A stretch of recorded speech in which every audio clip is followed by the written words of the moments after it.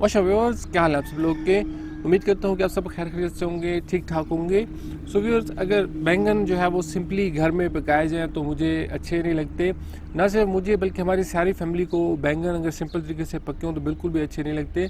इसलिए हम लोग जब भी अपने घर में बैंगन बनाते हैं तो हम लोग सिंपल बैंगन नहीं बनाते, बल्कि हम लोग बैंगन का भरता बनाते हैं। और बैंगन का जो भरता है वो हम लोग को काफ़ी पसंद है। तो बेसिकली होता ये है कि बैंगन का भरता बनाने के लिए जो बैंगन का फ्रूट होता है उसको काटा नहीं जाता, बल्कि पूरे फ्रूट को किसी आग वगैरह में जो है वो गलाया जाता है। और फिर उसके बाद उसके जो छिलके हैं वो उतारे जाते हैं और उसका जो अंदर गोदा होता है उसको ग्राइंड किया जाता है और उसको फिर पकाया जाता है। तो इससे जो बैंगन की सब्ज़ी बनती है उसका बिल्कुल ही अलहदा जायका होता है। तो आज की वीडियो में व्यूअर्स, मैं आप लोग को बैंगन का भरता बनाना तो नहीं बताऊंगा, लेकिन मैं आप लोग को ये बताऊंगा कि बैंगन को किस तरीके से आप लोग अपने होम गार्डन में उगा सकते हैं। तो चलिए फिर शुरू करते हैं। सो व्यूअर्स, ये है मेरे बैंगन के प्लांट्स। और बैंगन जो है व्यूअर्स, इसको लगाने के लिए पहले इसकी पनीरी तैयार की जाती है और फिर पनीरी को मतलूबा जगह पे ट्रांसफ़र किया जाता है। तो पनीरी उगाने के लिए इनके जो सीड्स हैं वो पहले इंडोर किसी सीडलिंग ट्रे वगैरह में उगाने होते हैं। तो बैंगन के जो सीड्स हैं व्यूअर बिल्कुल मिर्चों के सीड्स जैसे होते हैं और इनको ज़मीन में थोड़ा सा हल्का सा जो है वो दबाना होता है। किसी नरम सा जो ग्रोइंग मीडियम है आप सीड्स उगाने के लिए बनाएंगे उसमें, और फिर ये उगते हैं। इनकी पनीरी तैयार की जाती है, इंडोर तैयार की जाती है और फिर इसको जो है वो मतलूबा जगह पे ट्रांसफ़र किया जाता है। तो अभी ये जो मेरे बैंगन लगे हुए हैं, तो इस सीज़न में अगर आप लोग बैंगन उगा रहे हैं तो इनका तरीका ये होता है कि इनकी पनीरी आप लोगों को दिसंबर के शुरू में तकरीबन इनके सीड्स जो है वो इंडोर किसी जगह पे लगाने होंगे और फिर तकरीबन फरवरी में आके जो है वो इनको आउटडोर ट्रांसफ़र किया जाता है। तो आप लोगों ने ज़हन में रखना है कि तकरीबन कम से कम भी आपको 2 माह 10 दिन जो है वो चाहिए होंगे पनीरी तैयार करने के लिए, तो उसी हिसाब से फिर तैयार करनी है। सो व्यूज़, जगह के हिसाब से बैंगन लगाने के लिए मैंने लाइनों वाली क्यारियाँ बनाई हैं और इनके लिए काफ़ी जो है वो नरम मिट्टी तैयार करनी पड़ती है। तो इसलिए मैंने यहाँ पे जो है वो पहले ज़मीन को खोद के अच्छे तरीके से नरम किया और फिर इसमें मैंने ये लाइनों वाली क्यारियाँ बनाई हैं। तो जो लाइनों वाली इस तरीके से क्यारी होती हैं तो इसमें काफ़ी सारी जो है वो मिट्टी नरम काफ़ी देर तक रहती है।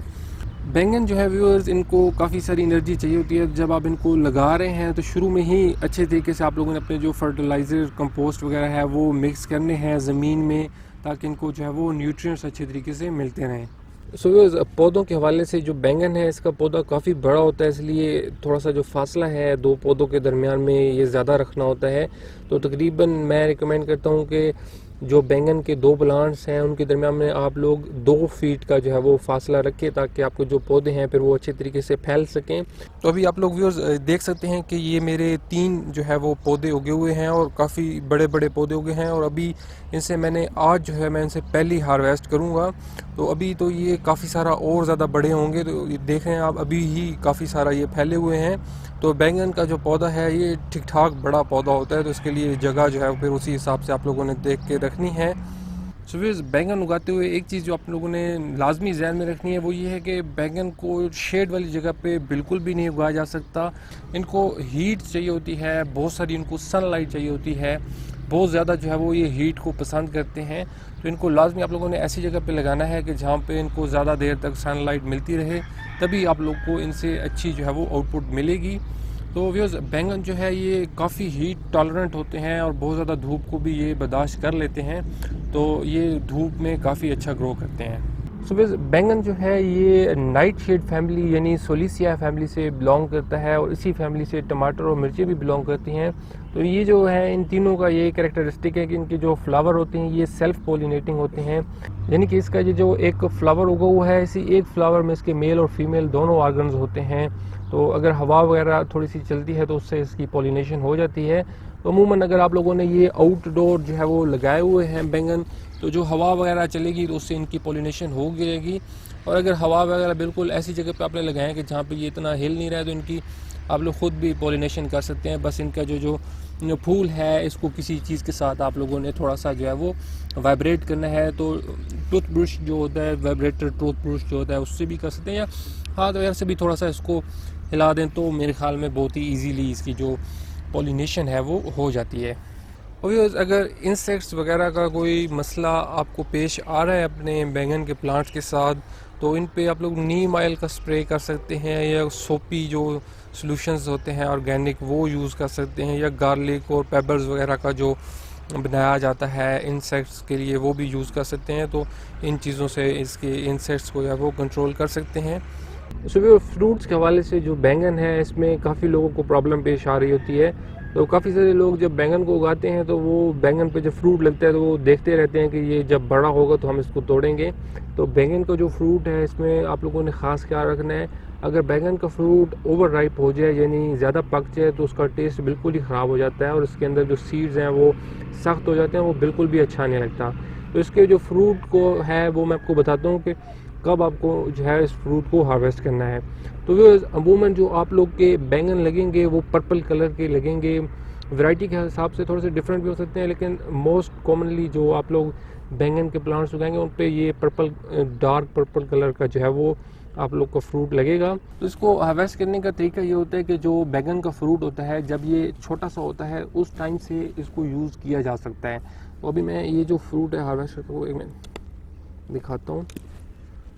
सो व्यूअर्स, अभी ये जो मेरी बैंगन की वैरायटी है ये इतनी अच्छी नहीं है, इसके जो फ्रूट्स हैं ये ग्रीनिश कलर के फ्रूट्स लग रहे हैं, मगर आप लोग के जो फ्रूट्स लगेंगे वो मोस्टली जो है वो पर्पल कलर के लगेंगे। उसमें देखना ये होता है कि जब आप लोग के जो फ्रूट की स्किन है वो सही शाइनी पर्पल होगी, ग्लॉसी लुक होगी, यानी कि बिल्कुल चमकदार किस्म की जब तक स्किन होती है उस वक्त हार्वेस्ट कर लेना होता है। तो शुरू में जब आप लोग का ये फ्रूट उगेगा तो उसकी जो स्किन है वो काफ़ी शाइनी सी होगी, और फिर वो बड़ा होता रहेगा तो भी उसकी शाइनी रहेगी, और फिर एक टाइम आएगा कि उसके बाद उसकी स्किन जो है वो डल पड़ना शुरू हो जाएगी और फिर वो येलोइश सा थोड़ा सा होता जाएगा। तो लाजमी आप लोगों ने फ्रूट को डल होने से पहले पहले जो है वो हार्वेस्ट करना है। शाइनी शाइनी जब इसकी सर्विस हो तभी इसको हार्वेस्ट कर लेना है।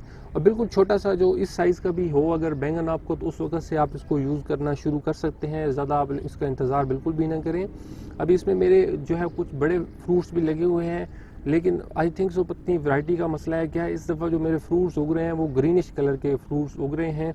अभी वो मैं आपको तोड़ के दिखाता हूँ।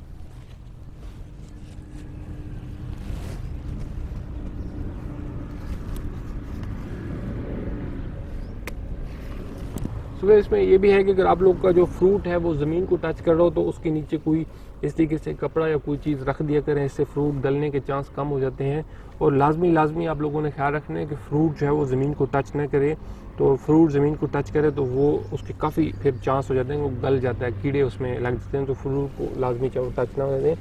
अभी देखें व्यूअर्स के ये जो है अभी व्यूअर्स ये एक बैंगन उगा हुआ है और ये अभी इसका काफ़ी अच्छा साइज़ है, लेकिन है ये थोड़ा सा ग्रीनिश कलर का। इसी तरह मेरा एक और भी उगा हुआ है वो भी ग्रीनिश कलर का है।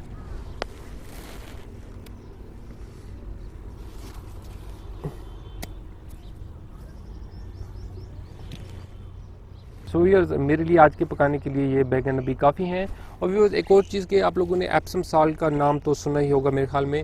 तो बैंगन जो है व्यूअर्स इनको एप्सम साल्ट ज़रूर मिक्स किया करें, ये काफ़ी इनके लिए फ़ायदा मंद होती है। एप्सम साल्ट आप लोग इन पे पत्तों पे स्प्रे भी कर सकते हैं, या 1 गैलन पानी में 1 चम्मच जो है वो एप्सम साल्ट का मिक्स करके हर इनको 15-15 दिनों के बाद जो है वो वाला पानी भी आप लोग इनको लगा सकते हैं। और व्यूअर्स अभी जो मेरे बैंगन के प्लांट्स हैं अभी, क्योंकि इनसे मैंने आज पहली हार्वेस्ट की है और अभी इनका जो कद है ये छोटा है, थोड़ा सा ये और भी बड़े होंगे तो इनकी फिर स्टेकिंग भी की जा सकती है। इनको किसी चीज़ के साथ जो है वो सपोर्ट भी दी जा सकती है, क्योंकि फिर ये होता है कि आंधी चल जाए तो इनके टूटने का भी ख़तरा होता है। तो इनको थोड़ा सा सपोर्ट भी दी जा सकती है। इसके लिए कोई सा भी आप लोग सूटेबल सा मेथड जो आप लोग को ईजी लगे वो यूज़ कर सकते हैं। और व्यूअर्स जब आप लोग के ये बैंगन के प्लांट्स थोड़े बड़े होते जाएं तो इनके जो नीचे वाले पत्ते हैं इनको काट के जो है जगह को थोड़ा सा क्लियर किया जा सकता है, ताकि इससे जो है वो हवा की सर्कुलेशन थोड़ा सा अच्छी होती रहे।